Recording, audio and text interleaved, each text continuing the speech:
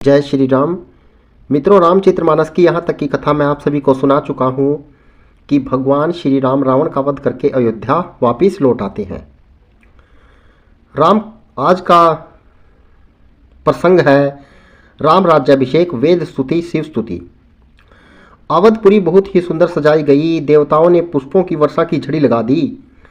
श्री रामचंद्र जी ने सेवकों को बुलाकर कहा कि तुम लोग जाकर पहले मेरे सखाओं को स्नान कराओ। भगवान के वचन सुनते ही सेवक जहां तहां दौड़े और तुरंत ही उन्होंने सुग्रीव आदि को स्नान कराया। फिर करुणा निधान श्री राम जी ने भरत जी को बुलाया और उनकी जटाओं को अपने हाथ से सुलझाया। तदंतर भक्तवत्सल कृपालु प्रभु श्री रघुनाथ जी ने तीनों भाइयों को स्नान कराया। भरत जी का भाग्य और प्रभु की कोमलता का वर्णन अरबों शेष जी भी नहीं कर सकते। फिर श्री राम जी ने अपनी जटाएं खोली और गुरु जी की आज्ञा मांगकर स्नान किया। स्नान करके प्रभु ने आभूषण धारण किए। उनके अंगों को देखकर सैकड़ों कामदेव लज्जा गए। सासुओं ने जानकी जी को आदर के साथ तुरंत ही स्नान करा के उनके अंग अंग में दिव्य वस्त्र और श्रेष्ठ आभूषण भली भांति सजा दिए। श्री राम ने बाईं ओर रूप और गुणों की खान रमा श्री जानकी जी सुशोभित हो रही हैं। उन्हें देखकर सब माताएं अपना जन्म जीवन सफल समझकर हर्षित हुई।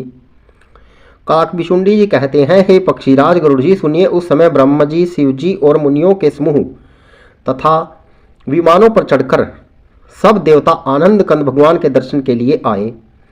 प्रभु को देखकर मुनि वशिष्ठ जी के मन में प्रेम भर आया। उन्होंने तुरंत ही दिव्य सिंहासन मंगवाया जिसका तेज सूर्य के समान था। उसका सौंदर्य वर्णन नहीं किया जा सकता। ब्राह्मणों को सिर नवाकर श्री राम जी उस पर विराजमान हुए।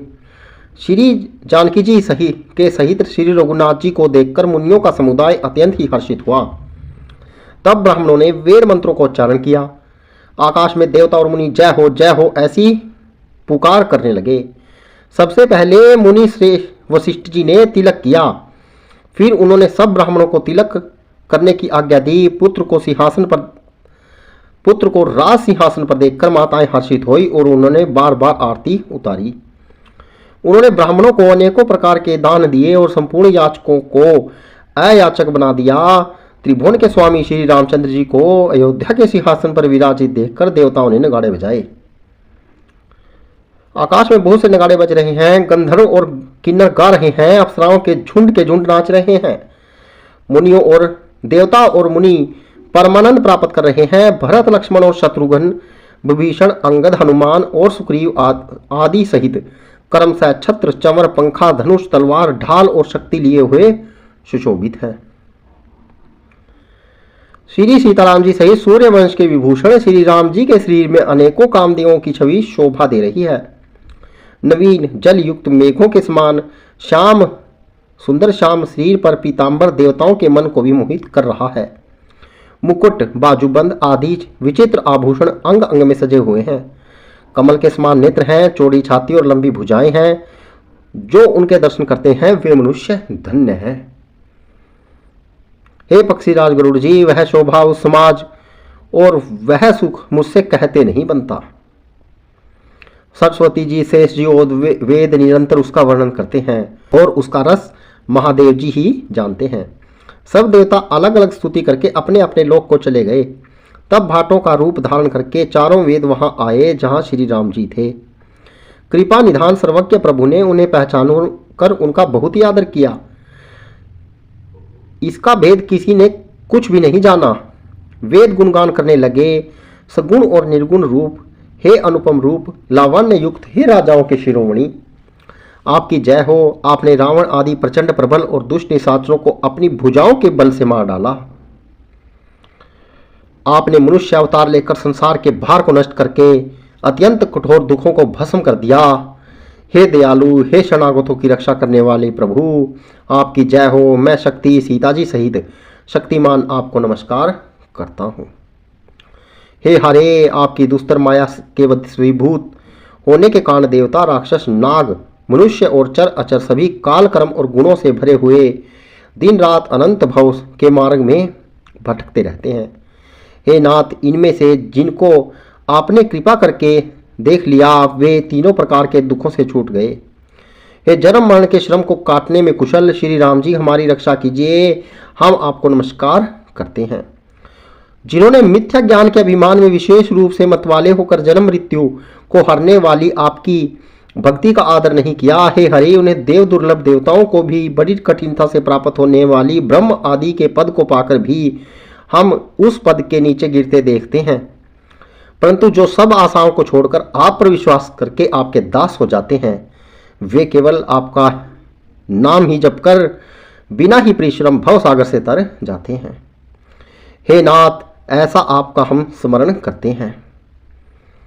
जो चरण शिवजी और ब्रह्म जी के द्वारा पूजनीय है तथा जिन चरणों की कल्याणमयी रज का स्पर्श पाकर गौतम ऋषि की पत्नी अहिल्या तर गई, जिन चरणों के नख से मुनियों द्वारा विंदित त्रिलोक्य को पवित्र करने वाली देव नदी गंगा जी निकली और ध्वजा व्रज अंकुश और कमल इन चिन्हों से युक्त जिन चरणों में वन में फिरते समय कांटे चुभ जाने से खड्डे पड़ गए हैं, हे मुकुंद, हे राम, हे रमापति, हम आपके उन्हीं दोनों चरण कमलों को नित्य भजते रहते हैं। वेद शास्त्रों ने कहा है कि जिसका मूल अव्यक्त है, जो प्रवाह रूप में अनादि है, जिसके 4 त्वचाएं, 6 तने, 25 शाखाएं और अनेकों पत्ते और बहुत से फूल हैं, जिसमें कड़वे और मीठे 2 प्रकार के फल लगते हैं, जिस पर एक ही बेल है जो उसी से आश्रित रहती है, जिसमें नित्य नए पत्ते और फूल निकलते रहते हैं, ऐसे संसार वृक्ष स्वरूप विश्व रूप में प्रकट आपको हम नमस्कार करते हैं। ब्रह्म अजन्य में है, द्वितीय है, केवल अनुभव से ही जाना जाता है और मन से परे है। ब्रह्म का ध्यान करते हैं वे ऐसा कहा करें और जाना करें कि किंतु हे नाथ, हम तो नित्य आपका सुगुण यश गाते हैं। हे मां के धाम प्रभु, हे सद्गुणों की खान, हे देव, हम यह वर मांगते हैं कि मन वचन और कर्म से विकारों को त्याग कर आपके चरणों में ही प्रेम करें। वेदों ने सबके देखते यह श्रेष्ठ विनती की, फिर वे अंतर्ध्यान हो गए और ब्रह्मलोक को चले गए। काक बिशुंडी कहते हैं, हे गरुड़ जी सुनिए, तब शिव जी वहां आए जहां श्री रघुनाथ जी रघुवीर थे और गद गद वाणी में स्तुति करने लगे। उनका श्री पुलकावली से पूर्ण हो गया। हे राम, हे रामा, रमण लक्ष्मीकांत, हे जन्म मरण के संताप का नाश करने वाले, आपकी जय हो। आवागमन के भय से व्याकुल इस सेवक की रक्षा कीजिए। हे अवधपति, हे देवताओं के स्वामी, हे रमापति, हे विभो, हे शरणागत, आपसे यही मांगता हूं कि हे प्रभु मेरी रक्षा कीजिए। हे 10 सिरों 20 भुजाओं वाले रावण का विनाश करके पृथ्वी के सब महान रोगों को दूर करने वाले श्री राम जी, राक्षस समूह रूपी जो पतंगे थे वे सब आपके बाण रूपी अग्नि के प्रचंड तेज से भस्म हो गए। आप पृथ्वी मंडल के अत्यंत सुंदर आभूषण हैं। आप श्रेष्ठ बाण, धनुष और तरकश धारण किए हुए हैं। महान मद, मोह और ममता रूपी रात्रि के अंधकार समूह के नाश करने के लिए आप सूर्य के तेजों में किरण समूह हैं। कामदेव रूपी भील ने मनुष्य रूपी हिरणों के हृदय में कुभोग रूपी बाण मारकर उन्हें गिरा दिया है। हे नाथ, हे पाप ताप को हरण करने वाले हरे, उसे मारकर विष रूपी वन में भूले पड़े हुए इन पामर अनाथ जीवों की रक्षा कीजिए। लोग बहुत से रोगों और वियोगों से मारे हुए हैं। ये सब आपके चरणों के निरादर के फल हैं। जो मनुष्य आपके चरण कमलों में प्रेम नहीं करते वे अथाह भवसागर में पड़ते हैं। जिन्होंने आपके चरण कमलों में प्रीति नहीं है वे नित्य ही अत्यंत दीन, मलिन, उदास और दुखी रहते हैं। जिन्हें आपकी लीला कथा का आधार है उन्हें संत और भगवान सदा प्रिय लगते हैं। उनमें न राग है, न लोभ है, न मान है, न मद है। आपको उनको संपत्ति, सुख और विपत्ति समान है। उनको संपत्ति, सुख और विपत्ति समान है। इसी से मुनि लोग योग साधना का भरोसा सदा के लिए त्याग देते हैं और प्रसन्नता के साथ आपके सेवक बन जाते हैं। वे प्रेम पूर्वक नियम लेकर निरंतर शुद्ध हृदय से आपके चरण कमलों की सेवा करते रहते हैं और निरादर और आदर का समान मानकर वे सब संत सुखी होकर पृथ्वी पर विचरते हैं। हे मुनियों के मन रूपी कमल के भ्रमर, हे महान रणधीर, हे एवं अजय श्री रघुवीर, मैं आपको भजता हूँ, आपकी शरण ग्रहण करता हूँ। हे हरि, आपका नाम जपता हूँ और आपको नमस्कार करता हूँ। आप जन्म मरण रूपी रोग की महान औषध और अभिमान के शत्रु हैं। आप गुणशील और कृपा के परम स्थान हैं। आप लक्ष्मीपति हैं। मैं आपको निरंतर प्रणाम करता हूँ। हे रघुनंदन, आप जन्म मरण सुख दुख राग द्वेष आदि द्वंद्व समूह का नाश कीजिए। हे पृथ्वी का पालन करने वाले राजन, इस दीन जन की ओर भी दृष्टि डालिए। मैं आपसे बार बार यही वरदान मांगता हूँ कि मुझे आपके चरण कमलों की अचल भक्ति और अपने भक्तों का सत्संग सदा प्राप्त हो। हे लक्ष्मीपति, हर्षित होकर मुझे यही दीजिए। श्री रामचंद्र जी के चरणों गुणों का वर्णन करके उमापति महेश्वर जी हर्षित होकर कैलाश को चले। तब प्रभु ने वानरों को सब प्रकार से सुख देने वाले डेरे दिलवाए। हे गरुड़ जी, सुनिए, यह कथा सबको पवित्र करने वाली है। देहिक, देविक, भौतिक तीनों प्रकार के तापों को और जन्म मृत्यु के भय का नाश करने वाली है।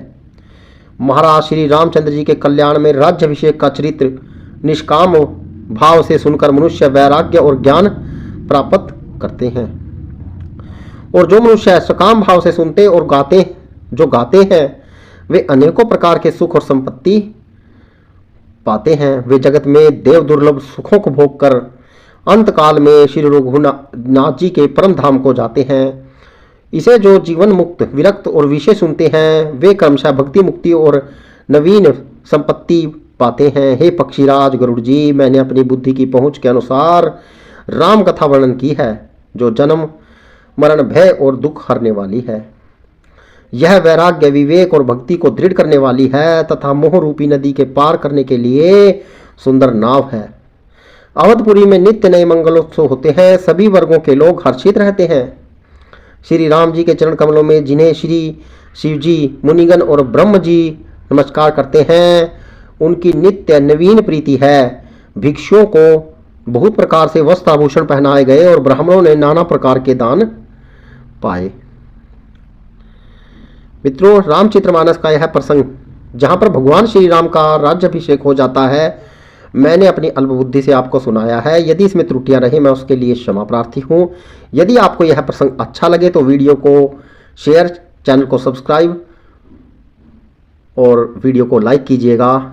जय श्री राम।